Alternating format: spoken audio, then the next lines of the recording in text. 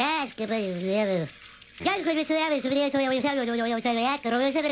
everybody, today I'm going to be reconstructing my 19.67 unofficial FMC mean. Today is September 22nd. I got this mean 2 days ago on the 20th, and I started the mean technically on the 19th, but I finished it on the 20th. I initially had this mean at 20.33 that I did all in one day on the 19th, and then was able to roll it to 19.67 on the 20th. I'm really excited that I was able to roll such a good mean, and yeah, let me break it down for you.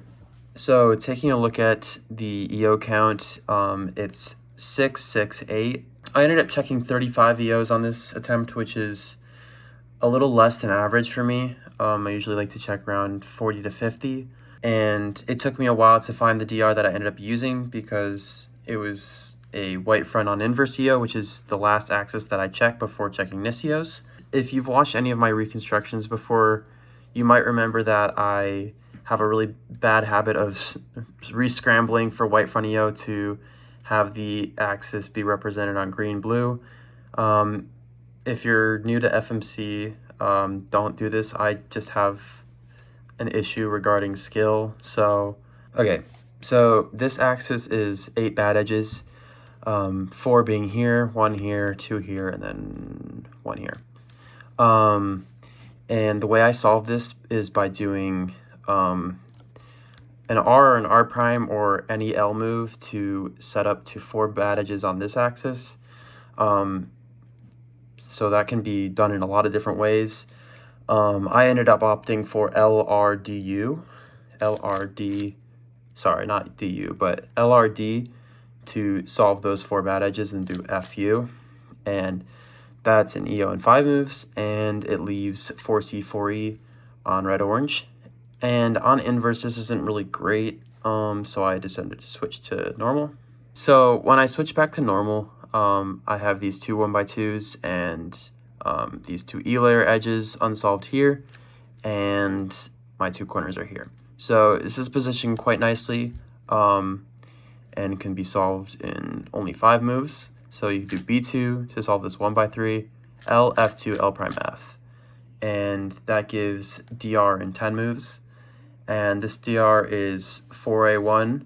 There are 4 corners, and it's in an A shape, and it's 1/4 turn. So it's a really great DR subset, and HDR can be reached pretty easily. So to do that, there's a lot of different ways you can variant this, but the way that I did it and the way that gives a very lucky finish, as you'll see, is by doing L2 D2 to set this 1x3 up with this edge, so that when you do an F2, it interchanges those 2 corners, D2 R prime, and that gives HDR in 15 moves. And if you can see, this is really lucky, and to solve the key, you just do U2, L2, F2.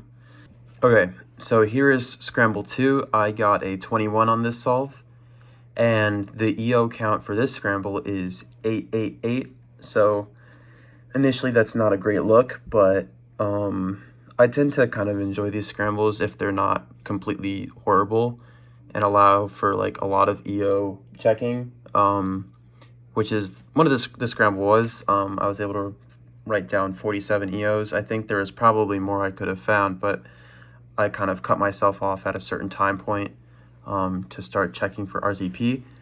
On this solve, I also did an EO on white front inverse, and you can roast me once again.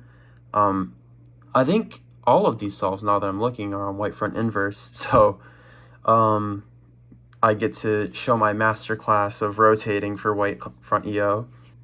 Okay, so this EO, I see that there are 3 bad edges here, there are 2 here, and then there are 2 here, and then 1 here. So you can do 1 move to set up to 4 here, and then do U prime to solve them, and then it leaves you with RBD prime is what I opted for. And here you can see that it's 4C, 4E once again for RZP, and the continuation on inverse is actually pretty good. So you already have this 1x3 here, and you have your E-layer edges set up in a nice position. And you can kind of just see from this case that it's gonna allow for a pretty short DR continuation. So if you do R prime B2, L2 B2, it solves this 1x3 and preserves this one, and then LB. So the DR was in 11 moves, and the subset is 4B2. You have your corners in the B shape, and it requires 2 quarter turns to solve corners. And it's 4C2E, which is a pretty nice case. It's better than 4B2 4E, which is a lot less favorable. But I definitely wasn't expecting 21 off this DR, but I got pretty lucky, and you'll see why very shortly. So I ended up not doing any moves in the remainder of the attempt on inverse, so I switched back to normal. All right, so after switching back to normal, it's a pretty short continuation to HCR. So if you do B2U2, it sets up for the RU to R prime trigger, and it can be solved by doing RB2R. And you're left with this pretty blocky looking HCR. I figured that solving this with quarter turns within HCR would probably be my best bet. So you can see that U2 L2 and then F2 B2 D2 kind of sets up to 3E, but also it cancels a bunch. So if you undo those D2 F2 B2 moves, you can just cancel in. So like F prime B, L2 F prime B.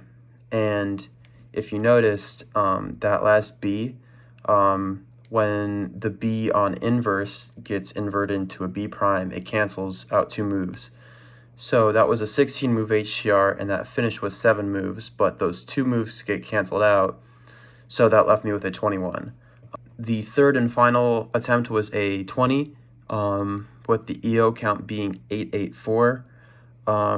I really kind of struggled to find a lot of EOs on this attempt. It looks like, I'm kind of glancing at my paper, around 20-ish EOs, which is not a lot. And I kind of remember not really feeling super confident about the attempt, but I was able to find a pretty nice EO that had good DRs on both axes, so I'll get into that.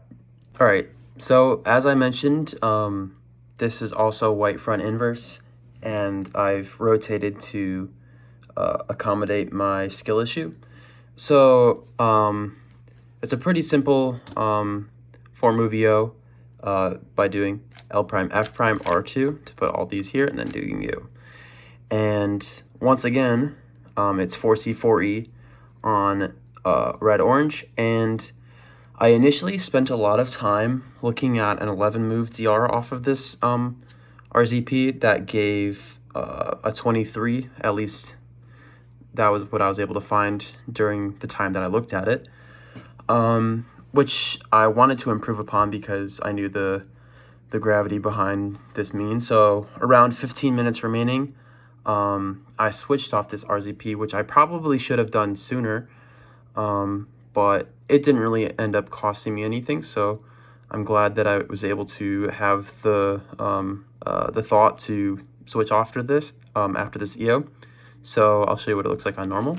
So looking back on normal, you already have this solved 1x3, and this edge is here, and then your 2 misoriented E-layer edges are kind of diagonal of each other, and then 2 corners here. So it's very similar to some of the other RZPs, which is funny that they were all on red-orange, and they were all on the same EO axis and side of the scramble.